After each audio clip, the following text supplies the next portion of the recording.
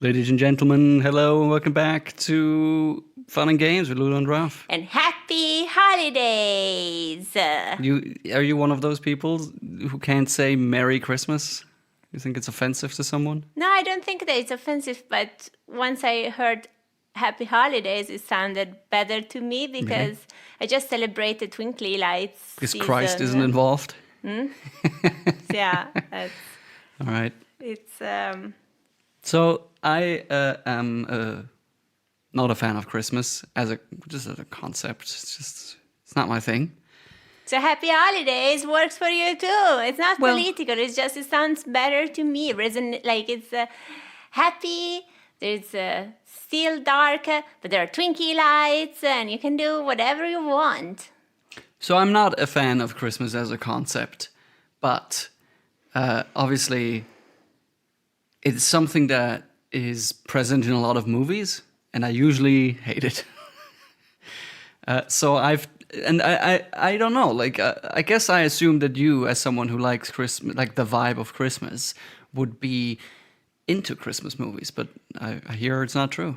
Oh well, I'm not per se, but I do enjoy a Hallmark Christmas movie, like a classic, a very cheesy. Like what? Christmas. They're all the same. Like there's. What are you thinking of, like specifically? Everything is like two people kind of stumble together for weird circumstances, 2 days from Christmas. And they hate each other, and then they fall in love with the Christmas lights, and they all celebrate together. This is like the plot of every We watched that Hallmark Kate Christmas. Beckinsale, John Cusack movie. What was that called? Where they want to buy a glove, and then it's like all about fate. Yes, this is a good. But this is What is the movie? This is Serendipity. Oh, yeah. But this is not even like one of the cheesiest Hallmark easiest Christmas movies. Like I like this, and like also the Netflix things with like the princess for Christmas swapping with their look-alike. I like it, but really in the like 24th, 25th, 25th and 26th of December, like this is the time in which I go all out and I watch the cheesy Christmas movie, but I don't need them in the lead up to Christmas. Okay. Well, I came up with 5 Christmas movies that I enjoyed. I have a feeling that maybe you will not enjoy these, but we'll see. We'll go through the list and see how many of these appeal to you. Okay. We're going to start with one that I actually barely remember. One of the things I did to come up with 5 was to go through like tons and tons of lists of Christmas movies and try and find ones. And the thing that I learned is that most of these I just haven't seen. Like they don't appeal to me, right? So fair enough. Here's one that I've seen when I was a teenager. Could be in the collection. It's not. It's from the 80s. It's called Trading Places. Have you heard of this at all? No. It's a movie with Dan Aykroyd and Eddie Murphy. Oh yes, yes. That's. I know. It's like because the problem is, guys, that I've seen many of these movies dubbed in Italian, and in Italian, like they always change the titles, and it's called one chair for two people. So much worse. Trading Places is such a lovely pun. Yes, this is like the movie that it's always on Italian public TV. No, not the public, the Berlusconi One TV on Christmas Day. Right. You want to say what the movie is about? Because I don't remember it that well anyway. So Dan Aykroyd is a very successful like Wall Street guy. Yeah. And the people that run his firm are two twins, and they decide to bet like it's kind of a nature versus nurture kind of like a debate situation. Yes, if you can just pick a random guy and put in the same Dan Aykroyd kind of situation. Put him in Dan Aykroyd's shoes and whether or not he could be see successful. if he can be successful. Yeah. So they just pick Eddie Murphy out like of a homeless the guy. I think he has a home. But it's a just street beggar and con man. Yes. A street beggar. Yes. Okay. And he get arrested, and they just go to the police department. It's like, oh, okay, we're gonna pay bail for this guy, and so that's the story of this movie. Yes. I like the premise. I remember liking the movie. I haven't seen it in a long time though. It's set around Christmas. I don't remember any particular Christmassy elements to it, but maybe that's good. Yes, I don't like that movie because of one scene that is the most Christmassy thing, I think, because Dan Aykroyd hits rock bottom in his journey of living Eddie Murphy's life. Right, so that may be important to say. They swap properly. So Dan Aykroyd is now in the shoes of the beggar. And he decides to crash his firm Christmas party dressed like what is the guy that brings you presents at Santa Christmas? Claus? Santa Claus. Coca-Cola guy? And he goes and he just steals a bunch of stuff from the buffet before they kick him out. And then he sits in the New York City metro and he takes out these this old smoked salmon out of his thing, and he starts eating it. And I really hated the smell of smoked salmon. I was just thinking of like all these people in the metro train with him, like how uncomfortable it made me feel.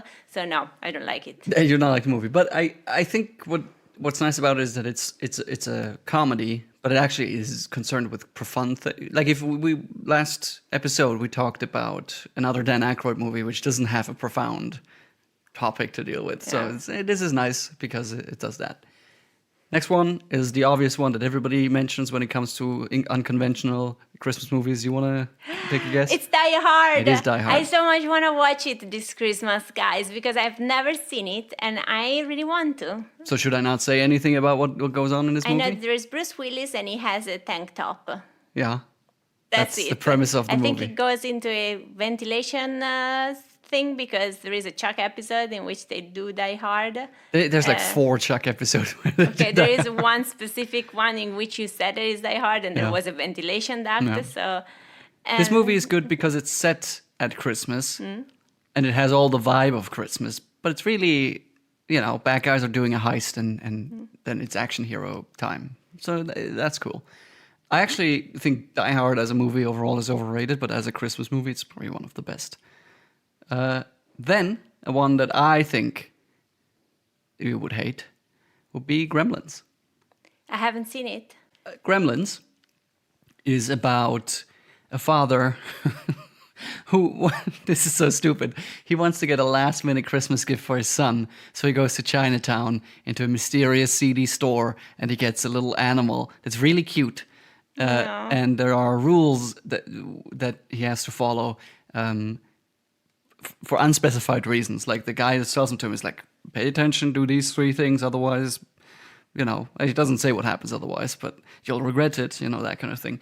And of course, once these rules are all broken, which happens very quickly, mayhem ensues. And it's like a little, it's like a little creature movie, a little monster movie, but it's set at Christmas. In fact, it's kind of, the catalyst is Christmas. And is it scary? It's more silly. Okay. But it's a little bit scary.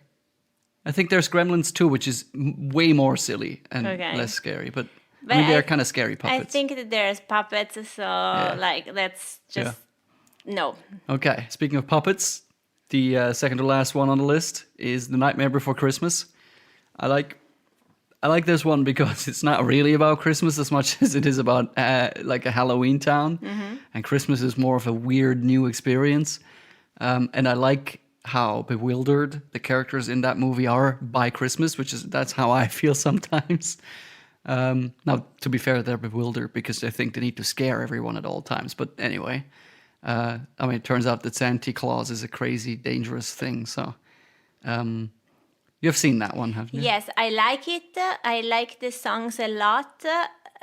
It's also the Italian versions of the songs. They're Jack Skellington is made by that singer Renato Zero that I show you that I really like. So it's I'm sorry, he's made by what? He was like the songs are in the Italian version. Yes, they're synced by Renato Jack Zero. Skellington is voiced by someone you know. And I really like him, so it's good. I was curious because in high school everybody was, Tim Burton is like the best. That was the golden age. That was just before everything ended. When I was in high school, it was and I watched Nightmare Before Christmas, and I thought that it was very nice if it only was not made of clay. Okay. Well, they're not really clay puppets, right? Yes, it was more regular wire puppets. I could bear it, not like Chicken Run, Yeah. but it was still creepy. I prefer Tim Burton with people. Yeah. And with I also people, think that Corpse Bride is the better of the two animated movies in this style that Tim Burton has made. But Corpse Bride is not a Christmas movie. I think it's because the technology got better, so it feels less. Some of it is like the animation is just even more insane. That's great. And I like the music better, strangely, in Corpse Bride. I love the bones and the bones yes, song. Corpse Bride music is very nice. Yeah. Now, these two movies are very nice. They have very nice music. It's just that Nightmare Before Christmas is a little creepy to me. Our final movie on the list. This is a movie that I think people have forgotten about. And it's the movie that leans the heaviest into kind of the vibe of Christmas that I still like. I don't know what it is. This movie holds up really well as just a sincere, beautiful movie that happens to also have Christmassy elements in it. It's called, you've heard of this, The Chronicles of Narnia, The Lion, the Witch, and the Wardrobe. Yes, but I haven't seen the movie. You have not seen this movie? No, I read the book. Well, I've read the book as well, but I recommend this movie. This is such a sincere adaptation of a book that was already pretty sappy, but it really works, and there's a lot of child actors in it that are great, which is unusual. And there's literally like Father Christmas shows up and gives presents and all that. So and the strange thing is that I don't mind it. It's like it's beautiful, it's fine. I think part of it is that it plays on the imagination of kids, because there's always this element that like, are they just imagining these adventures? Because then when they go back, all the time has not actually passed and all those things, right? Like, so it makes perfect sense that in the fantasy world they would experience literally Christmassy myths, you know. But then also it's not about that. It's just like it happens to have all of that in there, and in a way it's about getting rid of all the the cold and the snow and all those things. And Christmas is just this element of hope in this world. The metaphor, because the kids are fleeing London during the Blitz, and so it's all war, like kind of metaphor, and it's nice and curious to see it. There was not like I thought that in your list there was gonna be Home Alone. I've never seen Home Alone. I'm not really that interested in it. It seems stupid. I think that if you don't watch it as a child, probably it is. Yeah. But I do have one Christmas movie. Well, okay, the one Christmas movie I wanted to watch with you this year was Die Hard, and the second one that just came to my attention that I think you might also enjoy because you like animation. I discovered that there is a Grinch movie that is an animated movie. Yeah. And with cartoons and things, and they look very cute. And so I would like to pick this as my. Is this 2023 Will Ferrell? No, Will Ferrell is the live action one. This is the Jim Carrey one. I don't know. I just know that it's like completely just cartoons, no puppets at all. Everything seems super cute. So when she says cartoons, she means an CGI animation. Yes. And so that's my Christmas movie pick for 2023. Okay. The Grinch. Is it the one with... I'm sure there's like hundreds of them. Like, not hundreds, but like multiple of them. Like, is it a new one? Is it the one from 2018? Yes, that one. It's from 2018? That one, yes. Dr. Seuss's The Grinch? Yes. Yeah. There's multiple Grinch movies, and some of them, if they weren't Christmas movies, would have appealed to me. I don't... Like, I mean, it's weird. Because I guess I am the Grinch. As someone who doesn't want to watch these kinds of things. But I also always have the suspicion that the Grinch comes around in the end. And that's... I know nothing about the Grinch. It's just I just saw some clips and it looks cute. Yeah. So. To wrap it up. Yeah. One Christmas movie came up on all these lists all the time that I've had like a digital copy of since like 2012. Okay. In a way, it's been in the collection. It's just not a DVD. And I've never watched it. And it's The Holiday. That is amazing!